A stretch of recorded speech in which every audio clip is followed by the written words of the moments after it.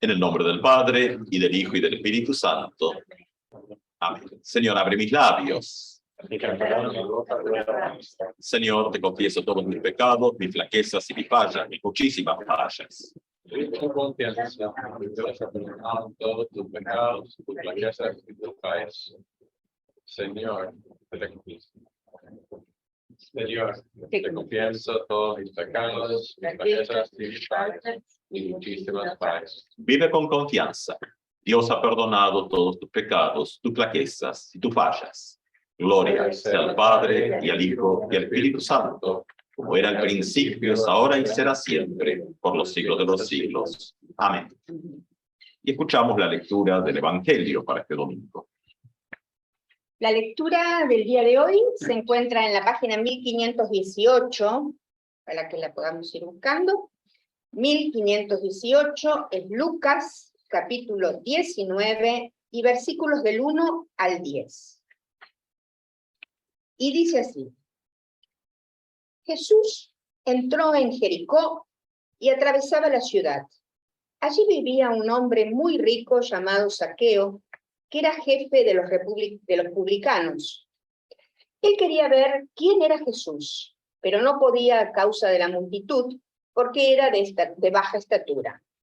Entonces se adelantó y subió a un sicomoro para poder verlo, porque iba a pasar por allí. Al llegar a ese lugar, Jesús miró hacia arriba y le dijo: Zaqueo, baja pronto, porque hoy tengo que alojarme en tu casa. Zaqueo bajó rápidamente y lo recibió con alegría. Al ver esto, todos murmuraban diciendo: se ha ido a alojar en casa de un pecador. Pero Zaqueo dijo resueltamente al Señor: Señor, ahora mismo voy a dar la mitad de mis bienes a los pobres. Y si he perjudicado a alguien, le daré 4 veces más. Y Jesús le dijo: hoy ha llegado la salvación a tu casa, ya que también este hombre es un hijo de Abraham, porque el Hijo del Hombre vino a buscar y a salvar lo que estaba perdido. Es palabra inspirada por Dios. Te alabamos, Señor. Gracia, paz a ustedes de Dios nuestro Padre, de su Hijo Jesucristo. Amén. El texto que compartimos, también de estos textos conocidos, nuestros pequeños relatos lucanos y un texto simpático, interesante, que tiene complicaciones pese a todo. Este es uno de esos textos que les rompen la cabeza a los biblistas y no terminan de lograr ponerse de acuerdo. Ya que Marta leyó de la traducción que usamos siempre, espera, que esto entre en el foco, le voy a pedir que lea de la Vieja Reina Valera el versículo después de las murmuraciones, que es el 8, 19:8, por ahí. Escuchen cómo traduce Casiodoro de Reina, aunque ha pasado por algunas revisiones muy buenas como la de Valera y otras un poco, bueno, de paso, complicadas. Entonces Zaqueo, puesto en pie, dijo al Señor: he aquí, Señor, mi mitad de mis bienes doy a los pobres. Y si en algo he defraudado a alguno, se lo devuelvo cuadriplicado. Bueno, habrán notado la diferencia, ¿no? Esto es lo que les rompe la cabeza a los biblistas y más aún a los teólogos y teólogas. Porque está en presente. Entonces, bueno, las Biblias actuales tratan de acomodar eso porque no cierra la lógica del lector, ¿no es cierto? Hay que ver si la lógica del redactor del texto griego a lo mejor sí cerraba.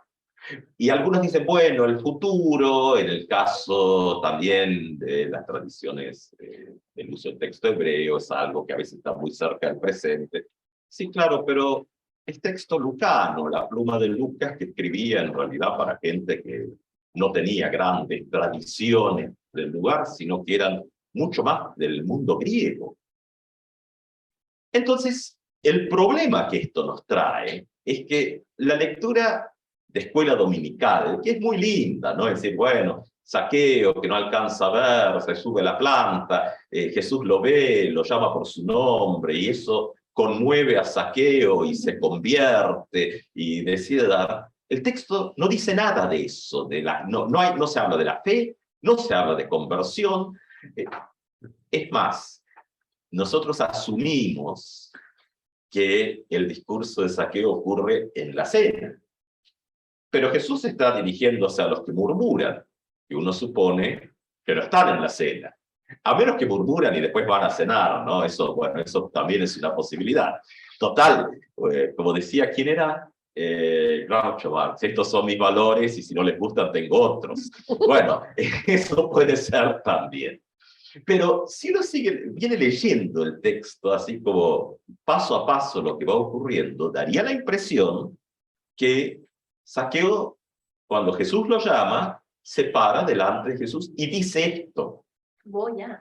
O sea, la lectura más sencilla del texto, más directa, más literal, es que esta práctica de dar la mitad de los bienes, Zaqueo la tiene de antes. Por supuesto, la piedad cristiana y todo no le gusta estas cosas, entonces pues vienen los comentaristas bíblicos y después vienen los traductores y dicen, bueno, el texto está equivocado, vamos a acomodarlo.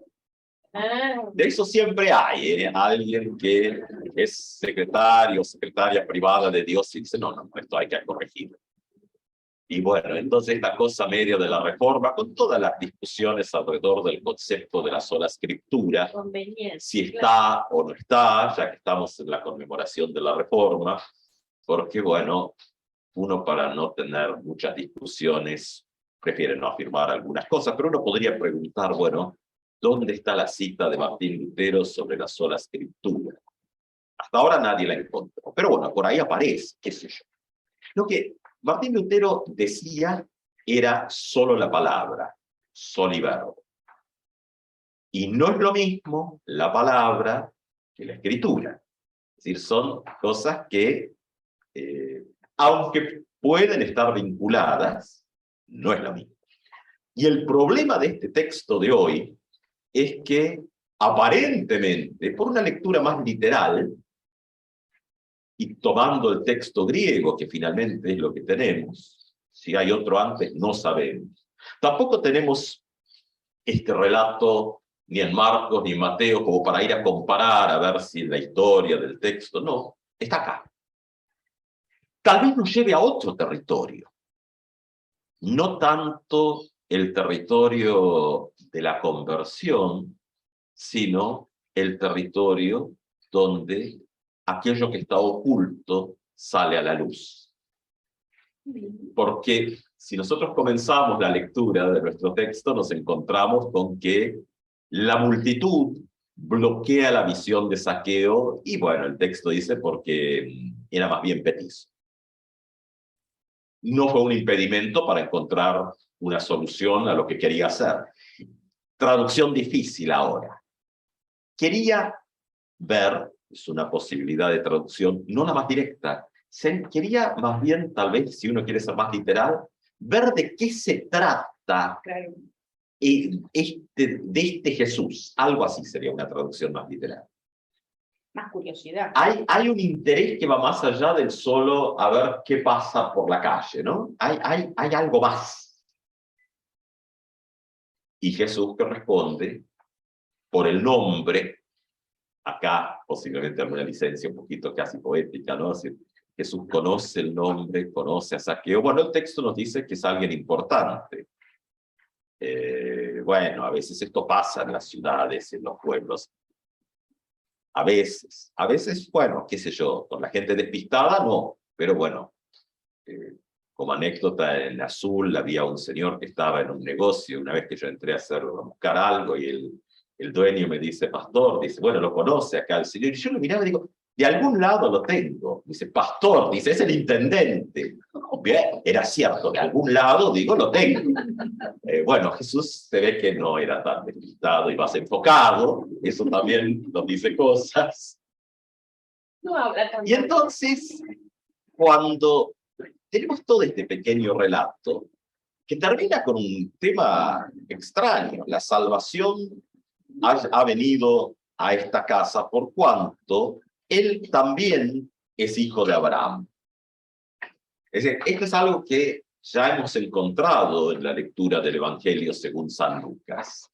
Esto de que, recuerda, la mujer encorvada, es decir, hay varios relatos donde hijas, hijos de Abraham aparecen, donde otras miradas y otras lecturas no le dan lugar a esto. Entonces, posiblemente el texto no está enfocándose tanto en qué es lo que le ocurre a Zaqueo, sino qué es lo que ocurre en el alrededor. Es decir, Zaqueo queda reubicado. Claro, también está la mirada de que, bueno, la lectura negativa de la riqueza, que en Lucas está sin duda, pero aparece aquí un personaje que no deja de lado a las y los más necesitados, más necesitadas.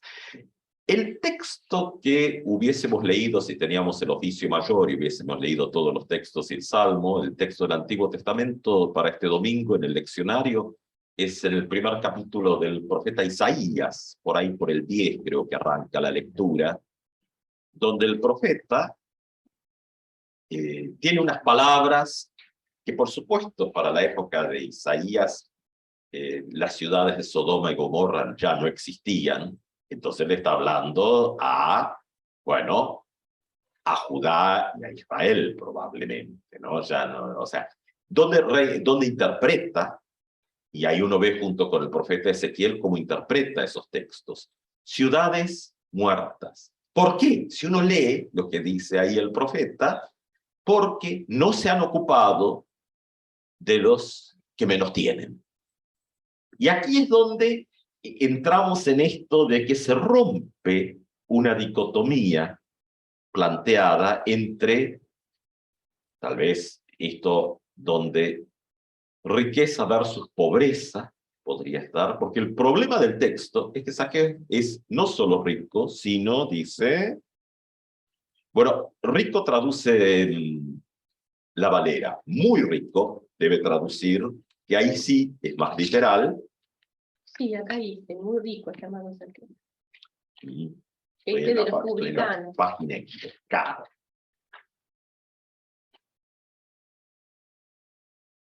Muy rico. Era jefe de los publicanos. De los publicanos. ¿Sí? La pregunta de si es más fácil, o la afirmación más que pregunta de Jesús, después se convierte en una pregunta, si es posible, que es la pregunta de los discípulos, de entrar en el reino de Dios, seguimos la línea lucana, era más fácil que el camello pase por el ojo de la aguja. Ahora acá se rompe ese criterio.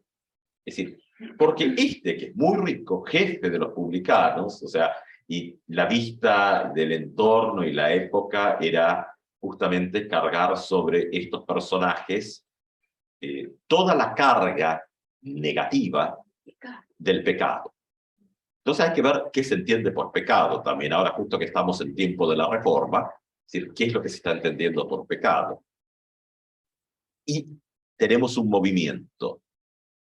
Finalmente, el que es acusado, visto como pecador, por parte de ese espacio de la murmuración, cosa que la murmuración es un tema bíblico también, se murmura contra Moisés en el desierto, es decir, hay como esta mirada de juicios y prejuicios sobre las y los demás.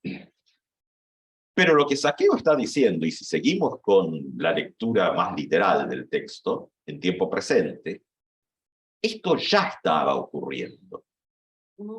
Eso rompe nuestra lectura más feliz del texto y más sencillita. Resulta que el pecador es el que se está ocupando de que aquellos y aquellas que menos posibilidades tenían reciban algo. La mitad de los bienes de alguien que tenía mucho. Entonces tampoco es poca cosa. Entonces es un texto fascinante. Porque finalmente lo que a veces se juzga desde ciertos estereotipos resulta que no es tan así. Y aquí es donde aparece justamente una teología de la gracia. Es decir, la teología de la gracia no solo es transformadora, sino también trae luz, donde los seres humanos colocamos en primer lugar nuestras propias lecturas y prejuicios. Es decir, finalmente Zaqueo, que por ser jefe de los publicanos, por ser rico, por tener una serie de condiciones negativas posiblemente en la mirada, resulta que es el que sí se ocupa de que aquellos y aquellas que están menos favorecidos y favorecidas dentro de la sociedad de la época reciban algo, que en este caso, por el tipo de relato, aparentemente es bastante. Entonces, claro, el problema ahora no está, entre comillas, en la conversión de Zaqueo, que es poco la mirada de escuela dominical, sino la falta de conversión de toda la otra buena gente, muy piadosa, correcta, que lo está juzgando. Una teología de la gracia. Finalmente, la salvación, salud, liberación, como querramos traducir la palabrita griega, soso, que aparece ahí, llega a través de la presencia de Jesús. No llega, en este caso, a través de lo que Zaqueo hace o deja de hacer, porque la lectura más sencilla de escuela dominical tiene un problema. La salvación ha llegado porque Zaqueo se ha convertido. La salvación ha llegado porque de lo que antes no daba, ahora va a dar. Claro, todo eso se lo hemos nosotros colocado al texto, porque nos hace sentir cómodos, incómodos. Jesús nos desacomoda, nos hace sentir incómodos. La salud, salvación, liberación llega por la presencia de Jesús, que va y se instala en la casa de aquel que ningún maestro piadoso de la época hubiese hecho. Uno por propia mirada y otro por también el qué dirán. Pero justamente ahí es donde la palabra de Dios actúa.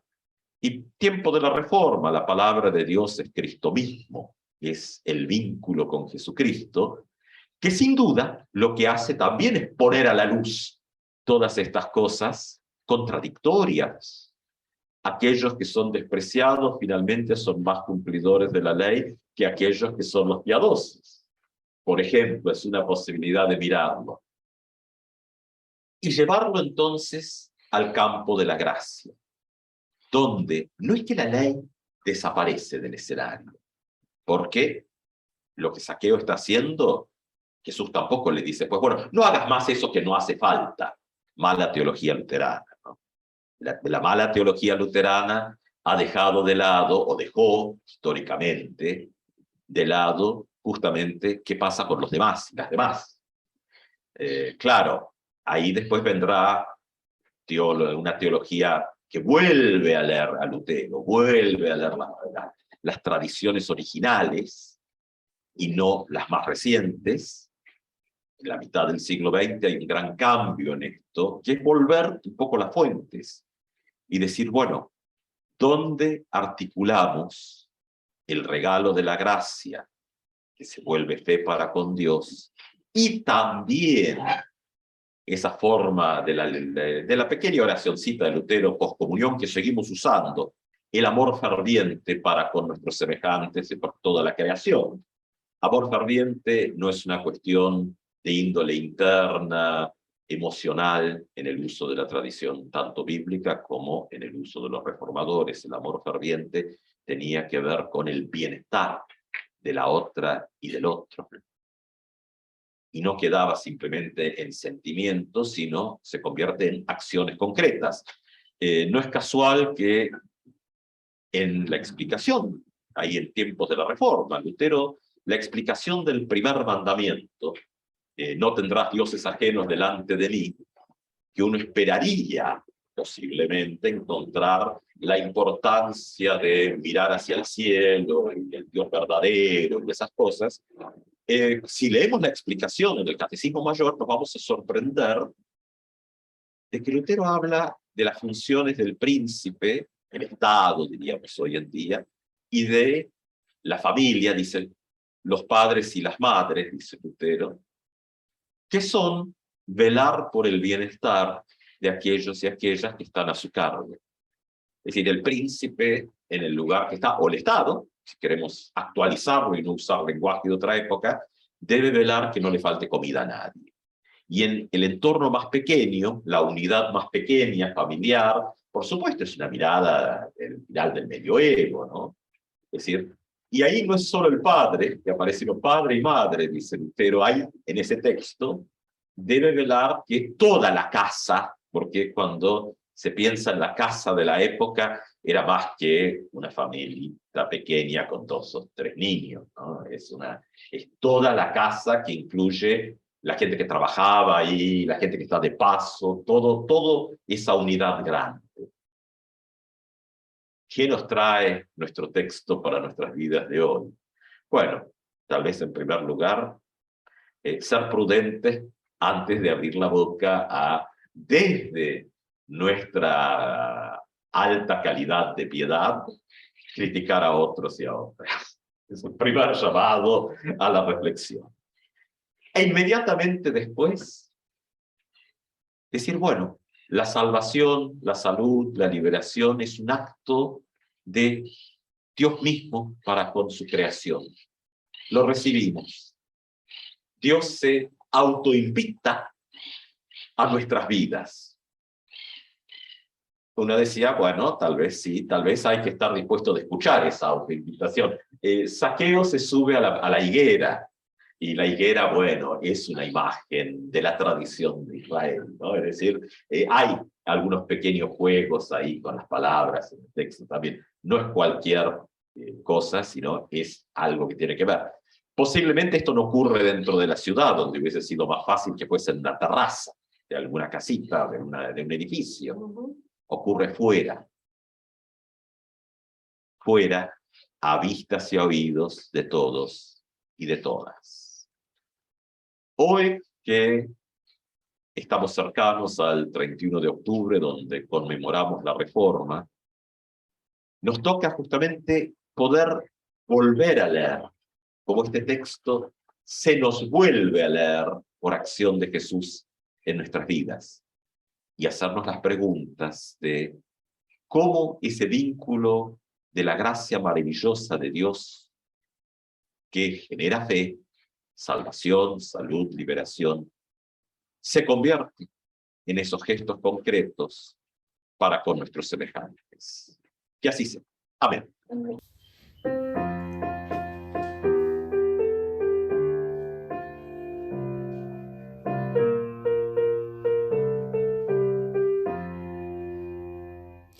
Rodeados solo de buenos poderes, fielmente protegidos frente al mal. Así vivamos todos nuestros días, con fe y con alegría hasta el final. Poderes buenos siempre nos abrazan y la confianza nos animará, pues Dios siempre guiará nuestro destino y en cada nueva aurora Él estará. Y si el pasado quiere atormentarnos o la jornada nos quiere oprimir, oh Dios, por gracia alivianos la carga, impúlsanos el alma a vivir. Poderes buenos siempre nos abrazan y la confianza nos animará, pues Dios siempre guiará nuestro destino y en cada nueva aurora Él estará.